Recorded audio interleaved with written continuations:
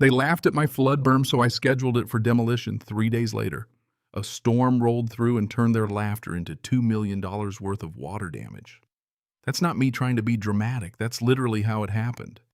My name's Daniel Harper. I'm 46, retired civil engineer, spent the better part of 2 decades telling water where to go for a mid-sized county in eastern North Carolina, and I've always believed in letting gravity and math do the talking.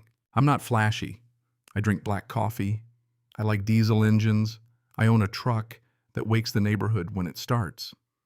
About 8 years ago, I bought a modest riverfront place just outside town, vinyl siding, metal roof, a gravel drive that crunches so loud it announces your arrival, and the house sits about 12 feet higher than the subdivision downhill. That subdivision's called Rivers Bend Estates, big brick colonials, 3-car garages, lawns so green they look photoshopped, every mailbox, matching wreaths, pre-approved by committee. And yes, they have an HOA.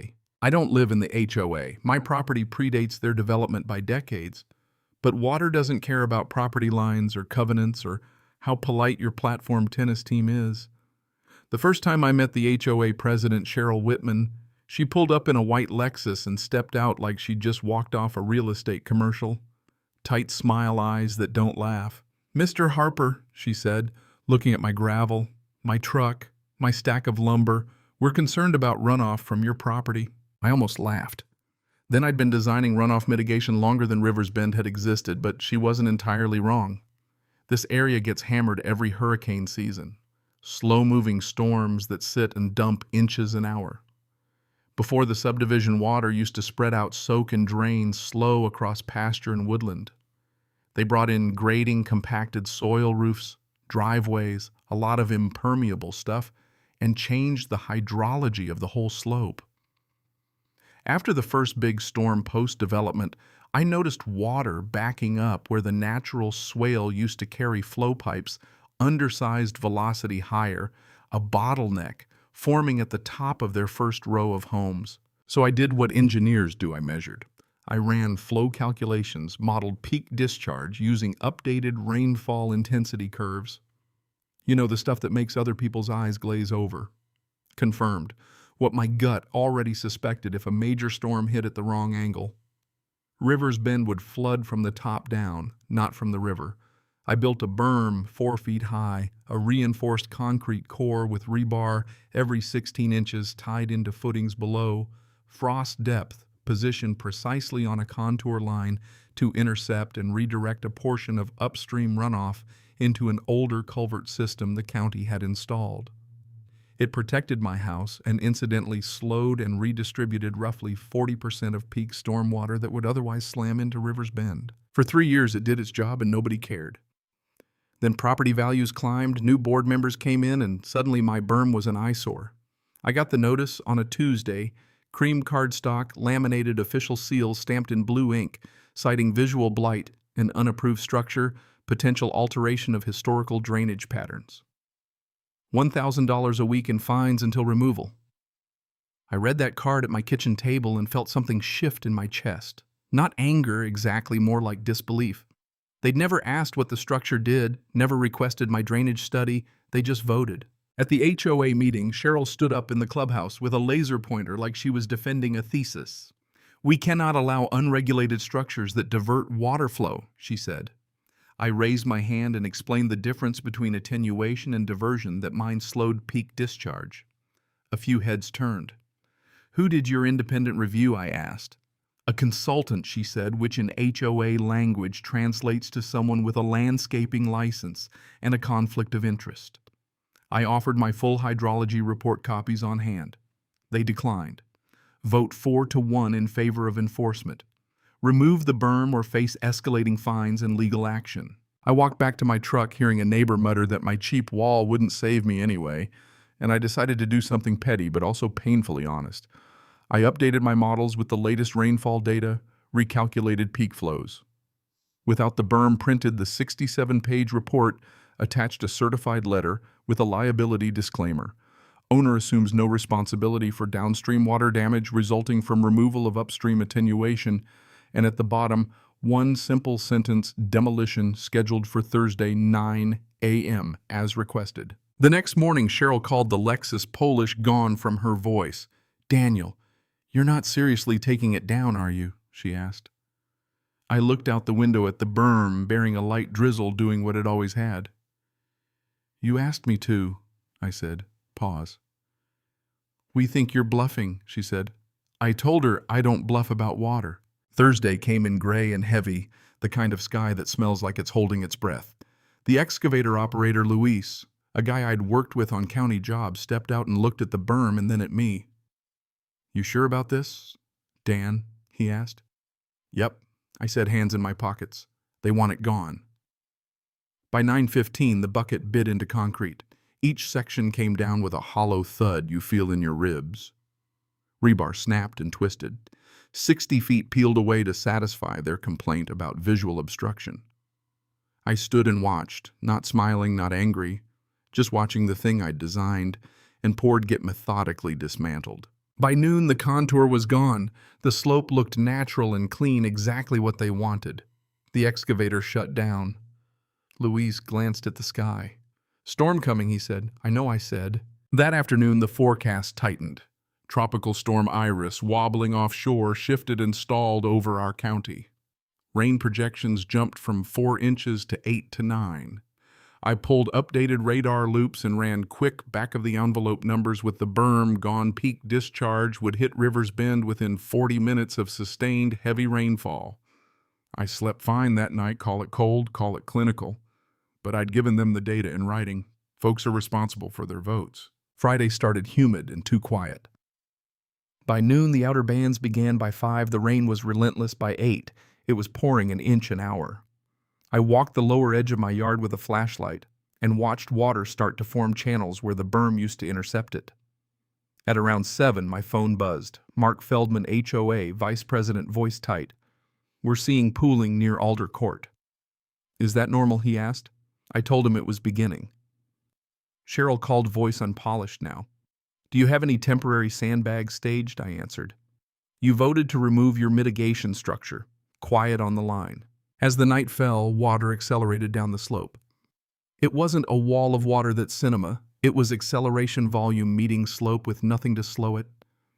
Lawns became shallow rivers. Mulch liquefied, patio furniture drifted. Basements started to fill. First a trickle, then inches, then 2 feet. Voices rang in the dark. "Shut off power to the lower level." "Pumps not keeping up, call the sheriff." By 2 a.m., rainfall totals hit 9 inches in 6 hours. 17 basements flooded between 4 and 7 feet.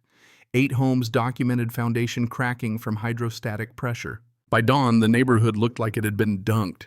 Debris scattered, lawns turned to mud. High water lines marked faces of houses like ugly trophies. A crowd gathered in Cheryl's driveway. My kids were sleeping elsewhere, and I stayed on my side of the slope. I made coffee, opened my laptop, and watched news alerts mention localized flash flooding. At 8:15, Cheryl called, and this time she cried. "Total damage estimates are over 2 million, she said. "We didn't understand." I looked at the stripped slope and for the first time understood that this had ceased to be a fight about concrete. It was about consequence, accountability, and control. She asked, what would it take to fix it? And everything shifted. Not the storm, not the water, but that question, because now it wasn't aesthetic or political. It was practical. I ran numbers, redrew plans, and then I told them the truth to rebuild the berm properly. 6 feet instead of 4, deeper footings, extended lateral spread, reinforced diversion, channeling into county infrastructure, permanent engineering, oversight, monitoring access would cost roughly $850,000. Shared across 34 homes, that's about $25,000 apiece, less than many were already paying in basement remediation. There was a long, shocked pause in the stripped living room where the HOA meeting convened among air movers and exposed studs. People argued. Some wanted to point fingers. Some wanted quick fixes. The Garcias, an older couple with decades of family photos ruined, said they'd voted with the board because they trusted the leadership. A younger woman asked quietly if failing to rebuild would mean this could happen again. I said yes, possibly worse. No drama, just math. When the board reconvened, Cheryl's polished persona had been stripped by a night of water and the raw sound of people standing in their ruined homes. They accepted the plan, under pressure, under shame, under the sting of consequence. The final package came in just under $900,000, including channel reinforcement and monitoring, structured over 15 years, roughly $26,000 per household monthly assessments, recalculated and legally binding. And the covenants were amended to give me professional review authority over any drainage impacting changes in Rivers Bend, not because I wanted power, but because I'd seen what happens when aesthetics trump engineering. Construction began 10 days later. This time, when the excavator rolled up my driveway, no Lexus lurked at the bottom watching with skepticism. A handful of neighbors stood quietly with coffee watching. The new berm rose higher, heavier, functional, and unromantic, and 8 days later, it was done. 2 months on another test came not as severe as Iris, but enough to prove a point. Rain gathered, hit the berm spread, slowed, redirected. Basement stayed dry, no shouting in the dark, no frantic phone calls. The first assessment check arrived 3 days early with memo line upstream protection fee, and the neighborhood promptly nicknamed the thing the berm. Here's the part people argue about when I tell this story. Should I have fought harder, sued, refused compliance, kept the berm standing, and protected them, regardless? Maybe. Maybe that would have prevented the damage.